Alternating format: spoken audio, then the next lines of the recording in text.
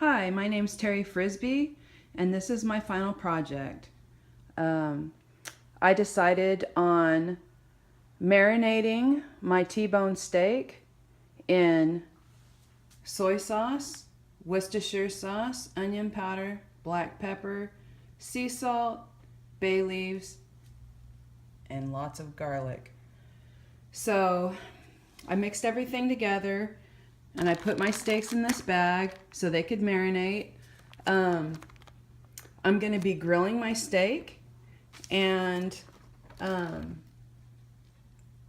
marinating is a way for me to add flavor, moisture, and it also softens up the muscle fibers to make the meat more tender.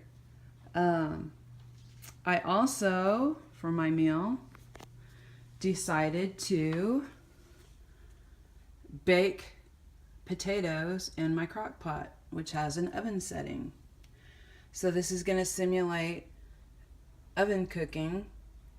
And what I did was, before I wrapped them in aluminum foil, I got my coconut oil and I coated them after I washed them, and then I sprinkled salt on them, and then I wrapped them up.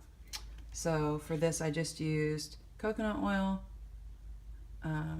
aluminum foil, and some salt.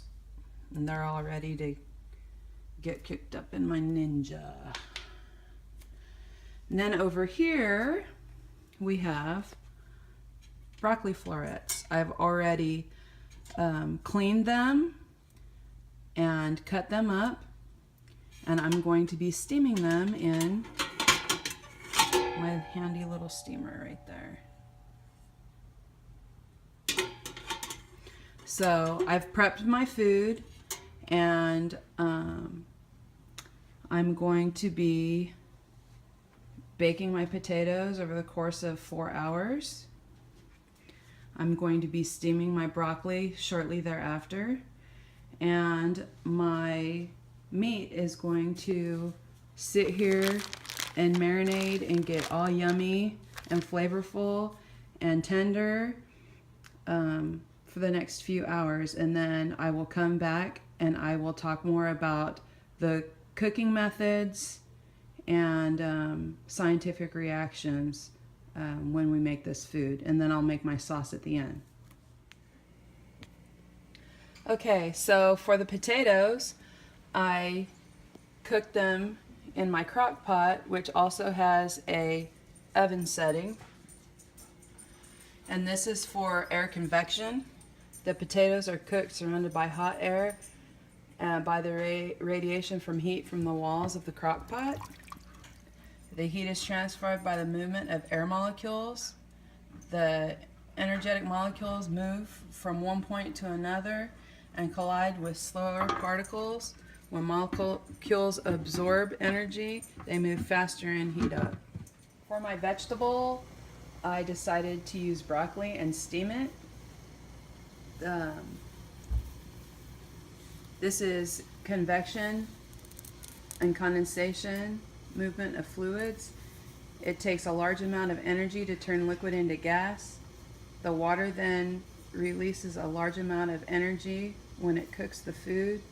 Molecules of steam impart their energy and vaporization into the food you are cooking.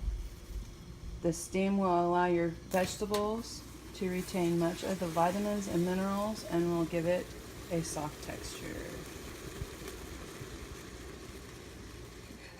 So I'm making my cheese sauce to go over the broccoli and or potatoes.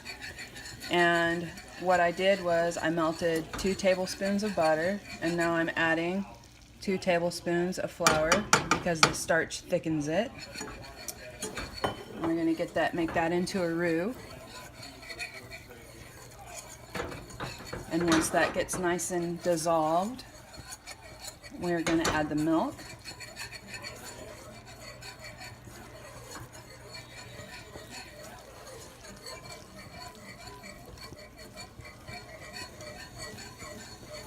Being careful not to scorch the milk because of the proteins in there. We're gonna heat that up. And then we're gonna turn off the heat. Simple cheese sauce.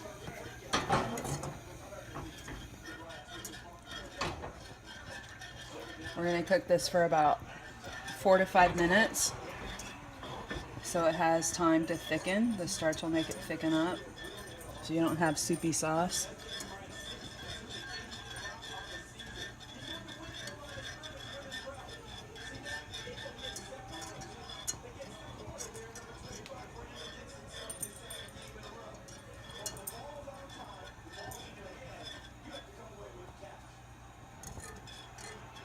So I'm going to go ahead and cook this down to where it's thick, another probably about 3 minutes.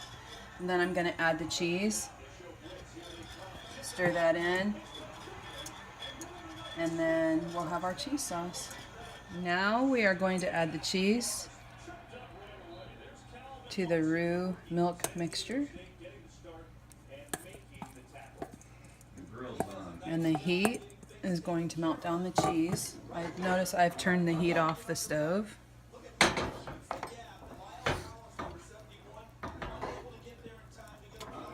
Nice and thick. I also put salt and pepper in there.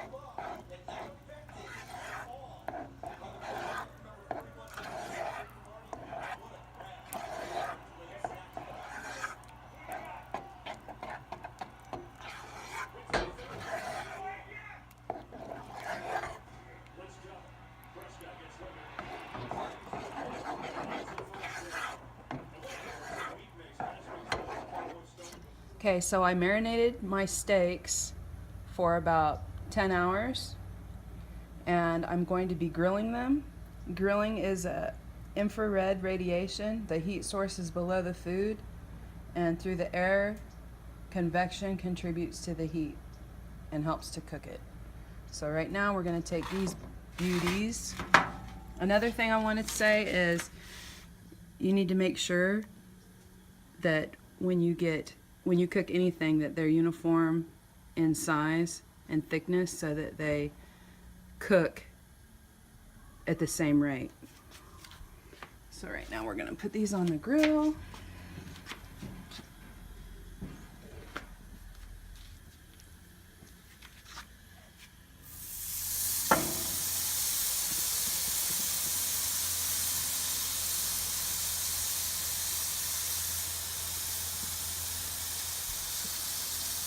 We're going to close it, keep that heat in, and then we'll come back and flip it over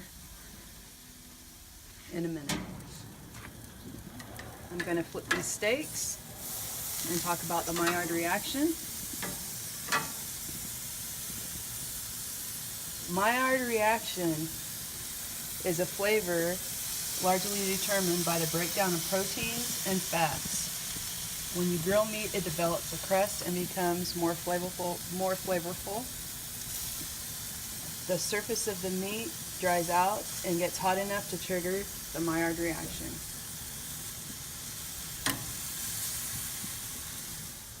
Alright, we have seared the steak on both sides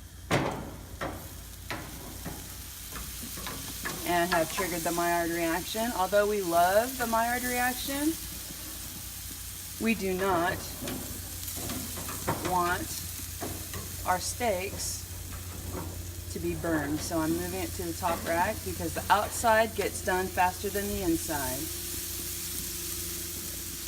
So this is the finished product. There's my baked potato with all the fixings, my beautiful meat, displaying the Maillard reaction, and my broccoli with my cheese sauce. One thing I wanted to note about the meat is that you need to let the meat rest after cooking so that the juices and moisture stay in the meat. And that's it. I hope you enjoyed my little video. Goodbye.